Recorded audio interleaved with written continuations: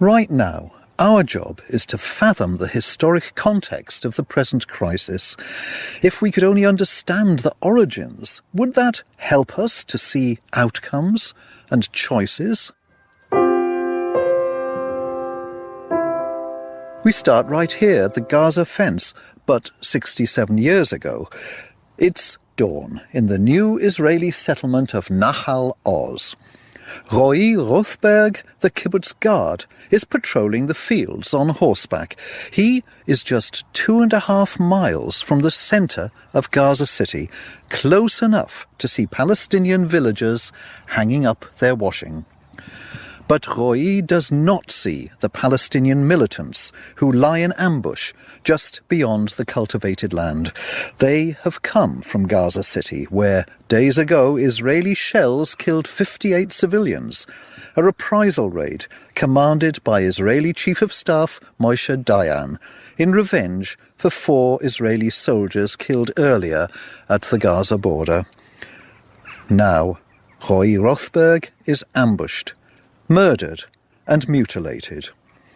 The next day, at Nahal Oz, his funeral oration is given by Moshe Dayan, the military chief with the familiar eye patch.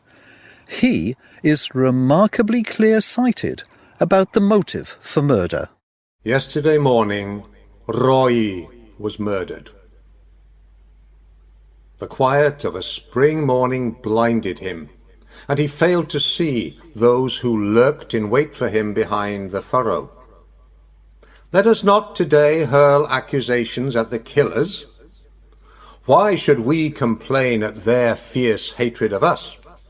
For 8 years they have been dwelling in refugee camps in Gaza, and before their very eyes we are turning the land and the villages where they and their forefathers dwelt into our home. Roi Rotberg's killers mutilated him by gouging out his eyes.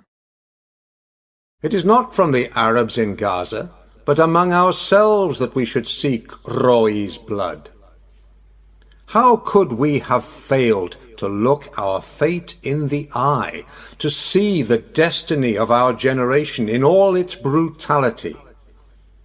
Have we forgotten that this group of young people living in Nahal Oz bear on their shoulders the heavy gates of Gaza, gates beyond which are crowded hundreds of thousands of eyes and hands praying for our weakness, so as to tear us to pieces? Have we forgotten this? Dayan challenges the mourners to understand that Palestinian hatred is both inevitable and justified because of what Israel has done to them, taking their land and enjoying it in their plain sight. And this leads to his exhortation. For we know that in order for their hope of annihilating us to die away, it is incumbent on us, morning and night, to be armed and ready. We are the generation of settlement, and without the steel helmet and the cannon's mouth, we cannot plant a tree nor build a house. There will be no life for our children if we do not dig shelters, and without barbed wire fences and machine guns, we cannot pave roads nor drill for water. Dayan spells out the chilling message. For there to be justice for Israel, there must be injustice for Palestine. But how can justice be founded on injustice? Here is Dayan's answer. Millions of Jews who were exterminated because they had no country are watching us from the ashes of Israeli history and exhorting us to settle and to build up a land for our people. But beyond the furrows of the border surges a sea of hatred and dreams of vengeance, awaiting the day when the calm dulls our alertness.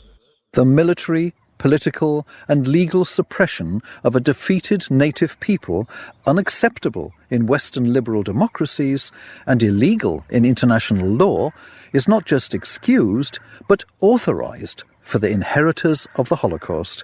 That is Dayan's message, delivered in 1956, decades before today's right-wing Israeli regimes discovered how to exploit Western guilt for abandoning Europe's Jews to the Holocaust in order to defend their rule. This is the decree of our generation. This is our only choice, to be ready and armed, strong and hardy. For if the sword slips from our fists, our lives will be cut short. 67 years after Moshe Dayan defined the doctrine of Israeli armed strength to crush Palestinian hopes, Nahal Oz was overrun by militants from Gaza.